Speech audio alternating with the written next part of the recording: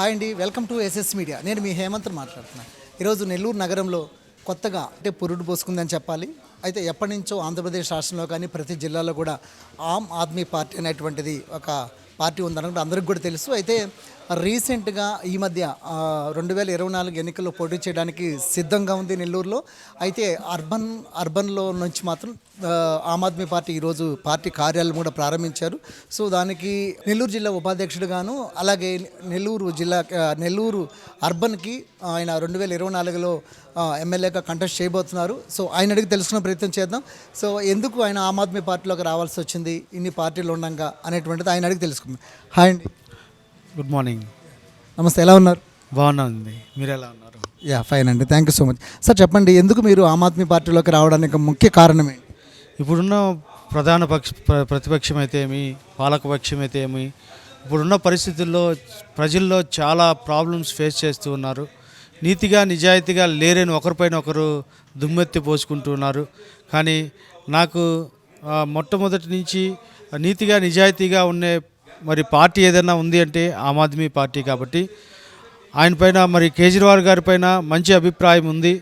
ఆయన నీతిగా పరిపాలిస్తున్నారు అని నాకు ఒక మంచి అభిప్రాయం ఉంది. కాబట్టి ఆయన ఏదైతే విధి విధానాలు ఉన్నాయో ఆ విధి విధానాలతో నేను పనిచేయడానికి నేను ఇష్టపడ్డాను.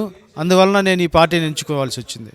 చెప్పండి, 2014లో ఒకసారి కంటెస్ట్ చేశారు. అది పార్టీ కార్యక్రమం ఉందో లేదో తెలియదు కానీ, సో అప్పుడు పరాజయం పాలయ్యారు. మరలా ఇప్పుడు 2024 ఎన్నికల్లో ఏ ఉద్దేశంతో, ఎలాంటి ఎయిమ్స్తో మీరు రాబోతున్నారు? 2014లో మేము ప్రజల్లోకి వెళ్ళలేకపోయాం. ఇప్పుడు ప్రజల్లోకి ముందుకు తీసుకెళ్లాలని మేము ఎన్నో ప్రయత్నాలు మేము ఆ ప్లాన్లు మేము వేసుకొని ఉన్నాం. ముఖ్యంగా ప్రభుత్వం చేసే వైఫల్యాలని మేము విమర్శించటం లేదు, కానీ అక్కడ ఉన్న వైఫల్యాలు ఎలా మేము వాటిని పరిగణనలోకి తీసుకొని వాటిని సరిదిద్దాలో మేము ప్రణాళిక సిద్ధం చేసుకొని ఆ ప్రణాళికను ప్రజల్లోకి తీసుకుని వెళ్ళి వాళ్ళకి ఇష్టపూర్వకంగా ఏ విధంగా పరిపాలన సాగిస్తాం వాళ్ళని ఒప్పించి మెప్పించి మేము ఈసారి నిలబడాలి, ఖచ్చితంగా ఈ సిటీలో గెలవాలని మేము కోరుకుంటున్నాం. చెప్పండి, నెల్లూరు నగరానికి మీరు పోటీ చేయబోతున్నారు ఎమ్మెల్యేగా. సో నగర ప్రజలకు మీరు ఎలాంటి అభయం ఇస్తున్నారు, వాళ్ళకి ఏ విధంగా చెప్పబోతున్నారు? నెల్లూరులో ఉన్న ప్రజలు ఇప్పుడున్న ప్రభుత్వం ఏమి చేయలేదు అనుకుంటున్నారు. కానీ మేము నిలబడినప్పుడు ప్రతి ఒక్క కుటుంబంలో విద్యని, వైద్యాన్ని, ఉద్యోగాన్ని స్వయంగా వాళ్ళు ఉపాధిని కల్పించే విధంగా మేము ప్రయత్నించాలనుకుంటున్నాం. ఉచిత వాటిపైన మేము వ్యతిరేకంగా ఉండి వాళ్ళ కాళ్ళపైన వాళ్ళు నిలబడి ప్రతి కుటుంబం స్వయంగా ఆర్థికంగాను అన్ని విధాలుగా ముందుకు ఎలా వెళ్ళాలో వాళ్ళకి నేర్పిస్తూ ప్రతి కుటుంబాన్ని దేశానికి ఒక తలమానికగా తీసుకురావడానికి మేము ఆ ప్రణాళిక ద్వారా వాళ్ళని ముందుకు తీసుకెళ్లాలనుకుంటున్నాం. జగన్ ప్రభుత్వం అయితే పేదల బాటి పెన్నిదని, లేకపోతే ప్రతి పేదవానికి దారిద్ర్యకు కిందన ప్రతి ఒక్కరికి కూడా పథకాల ద్వారా కానీ లేకపోతే అమ్మఒడి ద్వారా కానీ ప్రతిదీ ఇస్తుంది. ఇంతకంటే మీరు ధీటుగా ఏం చేయబోతున్నారు? ఖచ్చితంగా అండి, ఈ పథకాలేమో ప్రతి ఒక్కరికి అందుతున్నాయని చెప్తున్నారు. అది సరిగా ఉపయోగిస్తున్నారా లేదా అనేది కింద వరకు పరిశీలించట్లేదు. డబ్బులు ఇస్తే సరిపోదు, వాళ్ళకి ఒక ఉపాధి కల్పించి ఈ దేశాన్ని పురోగతిని సాధించాలంటే ప్రతి కుటుంబము వాళ్ళంతటా వాళ్ళు ఆర్థికంగా అభివృద్ధి చెందుతూ దేశానికి ఉపయోగపడాలి. కాబట్టి వాళ్ళని ఏ విధంగా ముందుకు తీసుకెళ్లాలో మేము వాళ్ళని ట్రైన్ చేస్తాం. చెప్పండి, ఒకవేళ ఆమ్ ఆద్మీ పార్టీ అధికారంలోకి వస్తే మీరు ఆంధ్రప్రదేశ్ ప్రజలకు కావచ్చు లేకపోతే నెల్లూరు ప్రజలకు ఎవరికైనా కావచ్చు, మీరు ఎలాంటి ఎయిమ్స్తో మీరు ముందుకు రాబోతున్నారు? మేము అదే అండి చెప్తున్నాం కదా, ప్రతి కుటుంబంలో మేము ఉచిత పథకాలను మేము విమర్శించటం లేదు, కానీ ఉచిత పథకాలు వాటి వల్ల ఆర్థికంగా నష్టపోతున్నాం. కాబట్టి ఆ ఉచిత పథకాల్లో ఇచ్చే డబ్బునే మేము ఉపాధి కోసం దాన్ని కన్వర్ట్ చేసి ప్రతి కుటుంబంలో ఉపాధి కల్పించి ఆ ఉపాధి ద్వారా రాష్ట్రానికైతేమి దేశానికైతేమి ఆర్థిక లోటుని తీర్చడానికి మేము కృషి చేస్తాం.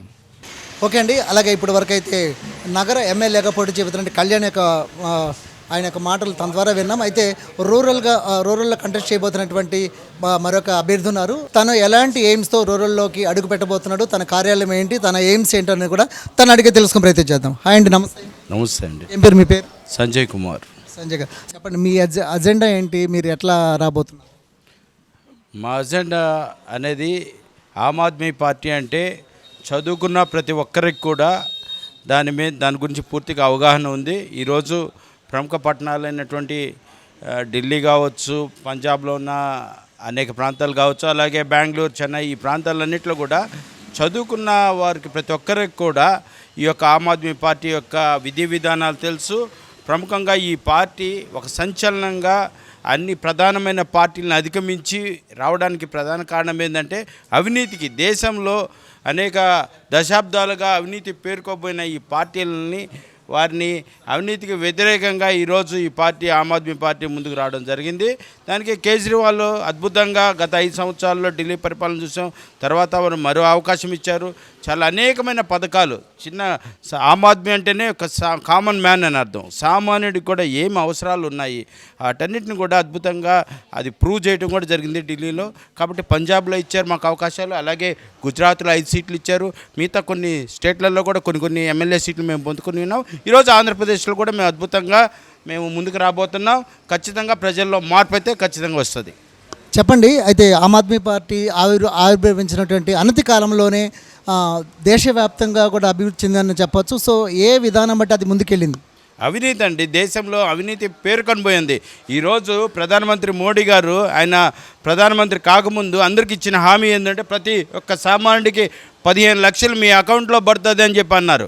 అలాగా ఈరోజు రాష్ట్రాన్ని చూస్తే మనకు ప్రత్యేక హోదా ఇస్తానని వెంకటేశ్వర స్వామి సాక్షిగా మనకి నెల్లూరులో ప్రామిస్ చేశాడు, తిరుపతిలో చేశారు. ఈరోజు ప్రధానమంత్రి స్థాయిలో ఉండేవాళ్ళు కూడా ఈరోజు చెప్పిన మాట, ప్రజలు చెప్పిన మాట, దైవ సాక్షిగా చేసిన ప్రమాణాలు ఈరోజు నీరు గారిపోయినాయి. ఏమన్నా అడిగితే ప్రజల మీద ఒకరి మీద ఒకరు బురద జల్లుకునే విధానాలే మనం చూస్తాను.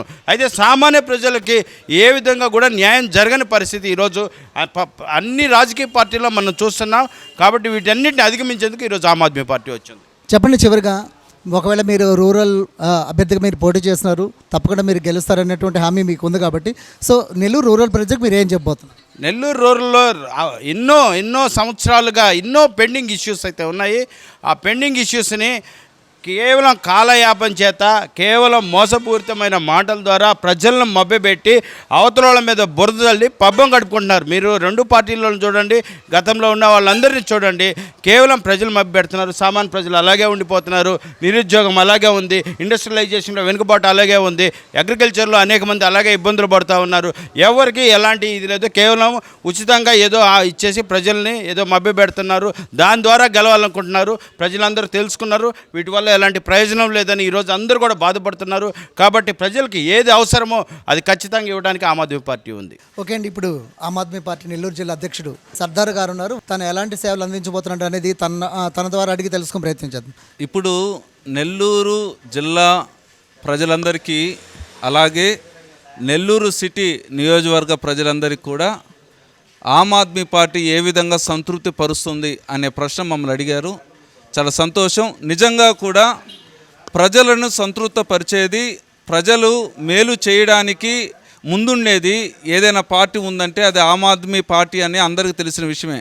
ఎందుకంటే ఢిల్లీలో ఎంతోమంది ప్రజలను సంతృప్తిపరిచాం, పంజాబ్లో ఎంతోమంది ప్రజలను సంతృప్తిపరిచాం, గుజరాత్లో 5 ఎమ్మెల్యే స్థానాలు సంపాదించి అక్కడ ఎంతోమంది ప్రజలను సంతృప్తిపరిచాం. ఆంధ్రప్రదేశ్ రాష్ట్రంలో కూడా ఎంతోమందిని సంతృప్తిపరుస్తుందని, ఎంతోమందికి మేలు చేస్తుందని ఆమ్ ఆద్మీ పార్టీ అందరికీ కూడా మేలు చేసే పార్టీ, అందరికీ కూడా ఉపయోగపడే పార్టీ అని మేము కాదు, దేశ ప్రజలందరూ గుర్తించారు. త్వరలో నెల్లూరు జిల్లా ప్రజలందరూ కూడా గుర్తిస్తారు. ఆల్రెడీ అనేక ప్రభుత్వాలు ఉన్నాయి, అనేక పార్టీలు కూడా ఉన్నాయి. వాటికంటే అధిగమించి మీరు ఏం చేయబోతున్నారు? నెల్లూరు జిల్లా ప్రజలందరికీ కూడా ఆమ్ ఆద్మీ పార్టీ జిల్లా అధ్యక్షుడిగా నేను చెప్పదలుచుకున్న విషయం ఏమిటంటే, రానున్న ఎన్నికల్లో నెల్లూరు జిల్లాలో ఉన్న అన్ని అసెంబ్లీ స్థానాలకి ఆమ్ ఆద్మీ పార్టీ పోటీ చేస్తుంది. ఈరోజు మీరు ఓటేసిన పార్టీలు కావచ్చు, ఇంతకుముందు ఓటేసిన పార్టీలు కావచ్చు, ఏ పార్టీలో కూడా మీకు సంతృప్తి దొరకకపోయినా ఎడల, ఏ పార్టీలో కూడా మీకు అసంతృప్తి ఉన్న ఎడల ఖచ్చితంగా ఏ పార్టీకి వేయాలనే కన్ఫ్యూజన్లో మీరు ఉన్నట్లయితే మీకు చెప్తున్న విషయం ఏమిటంటే ఆమ్ ఆద్మీ పార్టీ ఖచ్చితంగా మీకు ఒక సపోర్టుగా నిలబడుతుంది. నెల్లూరు జిల్లా ప్రజలందరికీ కూడా కేజ్రీవాల్ గారు మాటగా చెప్తున్నాం, నెల్లూరు జిల్లాలో అన్ని నియోజకవర్గాలలో ఆమ్ ఆద్మీ పార్టీ అభ్యర్థులను గెలిపించుకోండి. కేజ్రీవాల్ నాయకత్వం నెల్లూరు జిల్లాలో ఖచ్చితంగా ఏర్పడుతుంది. అందరికీ సమస్య అయితే ఆమ్ ఆద్మీ పార్టీ గుర్తుకొచ్చే విధంగా, కష్టం వస్తే ఆమ్ ఆద్మీ పార్టీ గుర్తుకొచ్చే విధంగా, కన్నీరు వస్తే మాకు కన్నీరు తుడిచేది ఆమ్ ఆద్మీ పార్టీ కార్యకర్తలని గుర్తుకొచ్చే విధంగా ఖచ్చితంగా ఆమ్ ఆద్మీ పార్టీ సేవలను మేము విస్తరింపజేస్తాం. అందులో భాగంగా ఈరోజు నెల్లూరు సిటీ కార్యాలయాన్ని ఏర్పాటు చేయడం జరిగింది. కాబట్టి ప్రజలందరూ కూడా ఈ విషయాన్ని గుర్తుంచుకోండి. Okay, thank you so much. So చూశారు కదండి, 2024 ఎన్నికల్లో ప్రతి పార్టీ కూడా ఈవెన్ అనేక పార్టీలు, బలమైన పార్టీలు కూడా ఉన్నాయి. సో వాళ్ళతో కలిసి మేము కూడా ఎంతో బలాన్ని ఇస్తామని అంటున్నారు ఆంధ్రప్రదేశ్ ప్రజలకి. నిజంగా ఆంధ్రప్రదేశ్ ఎన్నికలు ఎంటైర్ ఒక సైడ్ అయితే, నెల్లూరు జిల్లాలో మాత్రం నిజంగా ఆ రాజకీయం మాత్రం నిజంగా చెప్పుకోవచ్చు. ఎందుకంటే చాలా బలమైనటువంటి పార్టీలు నిజంగా చాలా పోటీని ఇస్తున్నాయి. వాటికంటే ధీటుగా మేము ఖచ్చితంగా పోటీయించి ఆమ్ ఆద్మీ పార్టీని మేము ఖచ్చితంగా నిలబట్టి, ఖచ్చితంగా రూరల్ కానివ్వండి, అర్బన్ కానివ్వండి, ఎవరైతే నిలబడుతున్నారో వాళ్ళని మేము గెలిపించుకుంటామన్నటువంటి అభయాన్ని ఇస్తున్నారు. ఇది ఇవాళ స్టోరీ. కెమెరామ్యాన్ పవన్తో మీ హేమంత్.